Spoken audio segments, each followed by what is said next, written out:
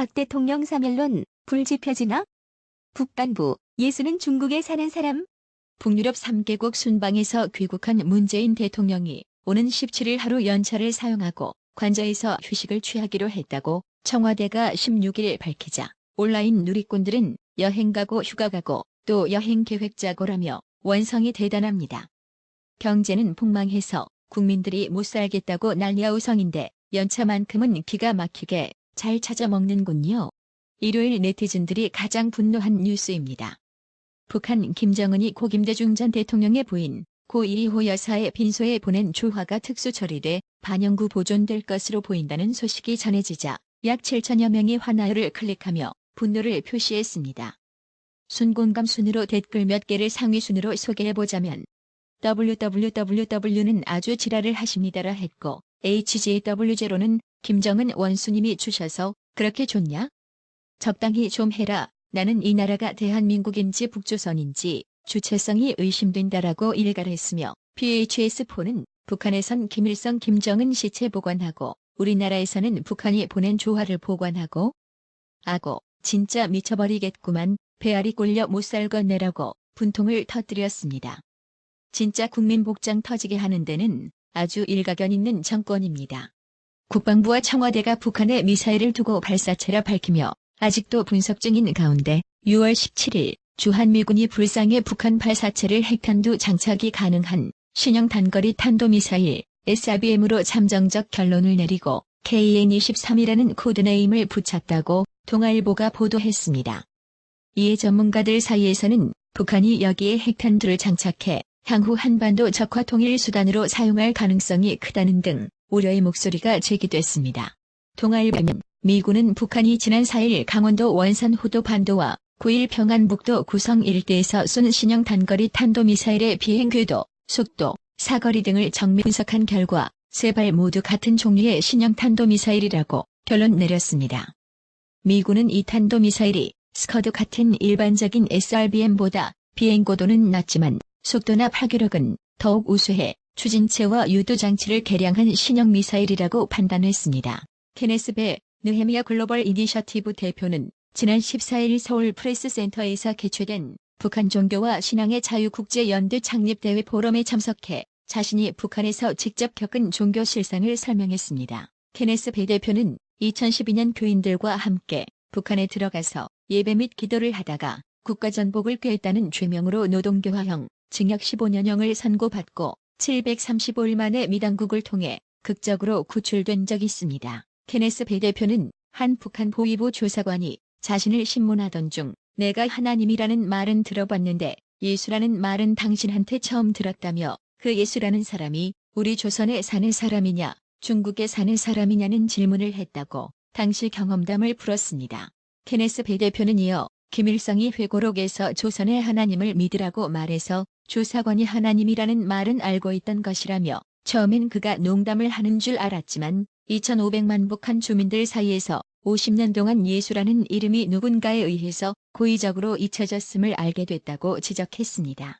또 포럼에 참석한 태영호 전 영국 주재 북한 대사관 공사는 북한은 종교를 탄압하는 것을 넘어 말살을 시켰다며 나는 북한의 10대 원칙인 당율법을 김정일이 만든 줄 알았는데 한국에서 10계명을 보고 너무 똑같아서 깜짝 놀랐다고 밝혔습니다. 도널드 트럼프 미국 대통령의 이달 말 방한을 앞두고 미국 정부의 화웨이 통신 장비 사용 중단 압박이 거세지고 있습니다. 미 국무부는 현지 시간 지난 13일 한국이 5세대 5G 네트워크에 화웨이 통신 장비를 쓸 경우 민감한 정보를 노출하지 않을 것이라고 밝혔다고 중앙일보 질의에 대한 국무부 대변인 명의의 답변 내용을 보도했습니다. 이와 관련 해리 해리스 주한 미 대사도 지난 7일 정의용 청와대 국가안보실장과 비공개로 만나 화웨이 문제를 논의했으며 이 자리에서 한국이 화웨이 통신 장비를 쓸 경우 미국 정부는 민감한 정보 공유를 꺼릴 수밖에 없다며 미 국무부와 같은 입장을 밝힌 것으로 확인됐습니다. 마이크 폼페이오 미 국무장관이 지난 12일 중국 기업의 국가안보 위협에 대한 한국과 일본의 경계 태세가 다르다고 한 데 이어 군사, 안보 정보 공유 중단을 시사하며 한국의 화웨이 장비 사용 중지를 보다 직접적으로 요구하고 나선 것입니다. 미 국무부는 이날 폼페이오 장관 발언과 관련해 미국은 한국 정부가 화웨이 통신 장비 구매를 중단하길 원하며 그것이 미국 정부의 공식 입장인가라는 중앙일보 질의에 용납할 수 없는 수준의 위험에 우리의 민감한 정보를 노출하지 않을 것이라고 답했습니다. 미 국무부는 동맹국이나 우방국 네트워크에 신뢰할 수 없는 공급자의 장비가 포함될 경우 우리가 어떻게 정보를 공유할지 재검토할 것이란 의미라고 설명했습니다.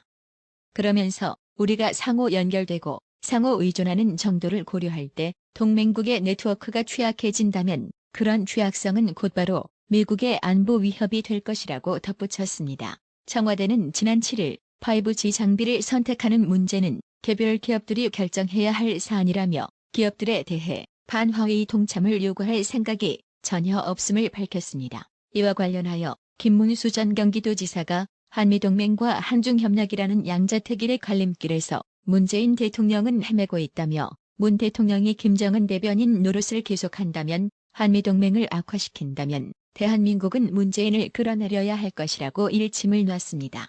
김문수 전 지사는 페이스북을 통해 해리스 미국 대사가 문재인 정부와 생각이 다르다는 공개 발언을 계속하고 있다. 중국 화웨이의 장비를 쓰면 한국과 정보 공유를 할 수 없다는 미국 입장이 인도 태평양 사령관 출신 해리스 대사의 입을 통해 계속 보도되고 있다. 문 대통령이 알아들을 때까지 계속할 작정인 듯하다고 주장했습니다.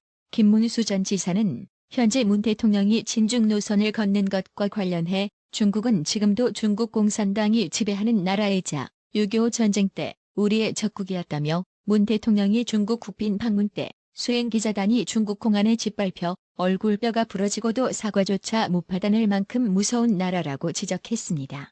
반면 한미동맹과 관련해서는 미국 덕택의 일제 식민지에서 해방됐고 6.25 때 적화를 면했다고 강조했습니다.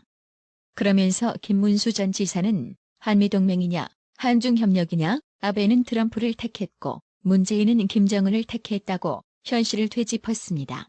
김문수 전 지사는 문 대통령은 미중 전쟁 속에서 한미동맹과 미국이 세계 최강임을 잊은 듯 헤매고 있다.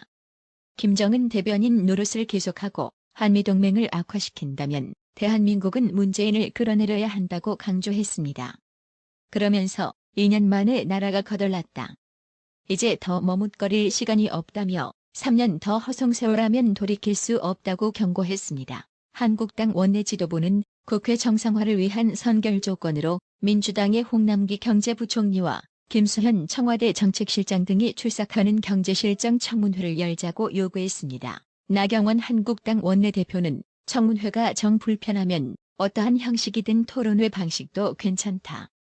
모두 나오시라며 이 정부의 경제정책을 책임지고 있는 청와대, 경제부처 라인 모두 나와서 우리 도대체 경제실정에 대해서 제대로 토론한 다음 그 다음 추경 논의하는 것이 맞다고 생각한다고 말했습니다.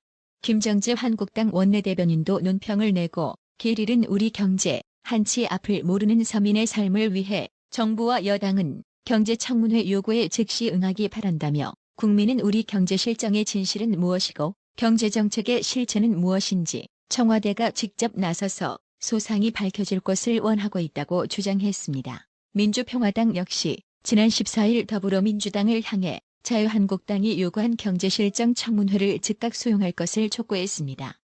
지난 패스트트랙 대치정국에서 민주당과 한 목소리를 냈던 것과 대비되는 이례적인 모습입니다. 장정숙 평화당 원내대변인은 이날 논평을 통해 한국당이 국회 정상화 조건으로 내세운 청문회 요구에 대해 경제가 어려우니 정부의 경제 정책들을 집중적으로 따질 기회를 달라는 것인데 이는 민주당이 당연히 받아들여야 한다고 충고했습니다. 장정숙 원내대변인은 민주당은 한국당의 청문회 요구를 들어줄 필요가 있다. 청문회라도 열어서 이명박 박근혜 문재인 정부로 이어지는 경제난의 근본 원인을 밝히고 경제정책을 바로잡는 계기로 삼을 필요가 있다고 강조했습니다. 그러면서 문재인 정부는 전임 정부들보다 더 경제를 어렵게 하고 있는 것도 사실이라며 또한 차제의 청문회를 너무 제약하지 말고 자유스럽게 일상화하여 국정감시권을 강화할 필요가 있다는 점도 지적해둔다고 덧붙였습니다. 선거제, 공수처법안 패스트트랙 전국에서 민주당의 견해를 옹호했던 평화당이 경제에서만큼은 현 정부를 향해 냉정한 평가를 내린 것으로 풀이됩니다. 자유한국당이 박근혜 대통령 사면 필요성을 언급하고 나섰습니다. 탄핵 국면 당시 찬성표를 던졌던 일부 인사들도 형이 지나치게 가혹하다는 목소리를 내고 있습니다. 총선이 점점 다가오나 봅니다. 정치권에 따르면 한국당 친박계뿐만 아니라 지도부 사이에서도 박 전 대통령 사면론이 공개적으로 나오고 있습니다. 나경원 원내대표는 유튜브 채널 펜앤드마이크와의 인터뷰에서 그때 탄핵 판단에 대해 다시 생각해보는 부분이 있다.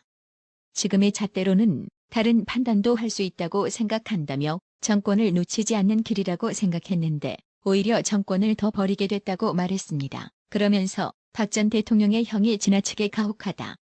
이 정부가 결단해야 할 때가 온 것 같다며 박 전 대통령의 석방을 우회적으로 촉구했습니다. 보수가 분열되더라도 박 전 대통령을 사면해야 한다는 강경 의견도 있습니다. 김진태 의원은 지난 12일 고성국TV에 출연해 이같이 밝힌 뒤 고생하는 박 전 대통령을 일단 석방하는 게 진정한 사회통합 차원에서도 급선무라고 강조했습니다.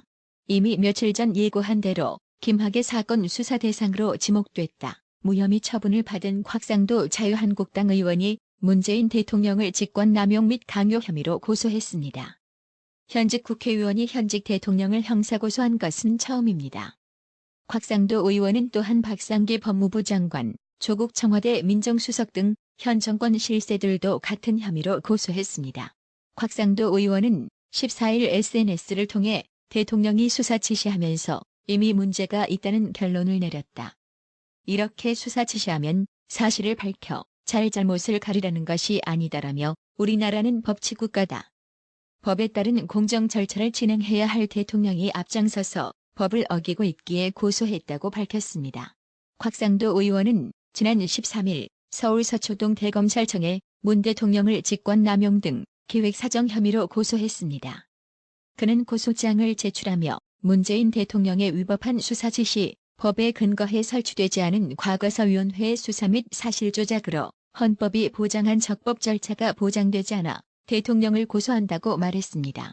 곽상도 의원은 문 대통령을 고소하는 이유로 3월 18일 김학의 사건에 대한 대통령의 수사 지시는 법령에 근거한 것이 아니므로 위법하다는 점, 청와대발 기획사정이 사실 조작으로 연결된 것으로 보이는 정황이 있다는 점 등을 들었습니다. 곽상도 의원은 헌법 제12조에 따라 대한민국 국민은 적법 절차에 의하지 않으면 피의자가 돼 신문받지 않도록 규정돼 있다며 또 적법 절차에 의하지 않고 신문받는 것은 형법상 직권남용 제123조 및 강요 제324조에 해당한다고 지적했습니다. 아울러 기획사정의 근거로는 이광철 청와대 선임 행정관이 사건 관계자인 윤모 총경의 문자에 답하는 과정에서 발언 수위를 더 세게 하라는 지침을 준 점, 이 행정관과 이규원 과거사 조사단 검사는 같은 법무법인 소속으로 특별한 관계라는 점 등을 들었습니다.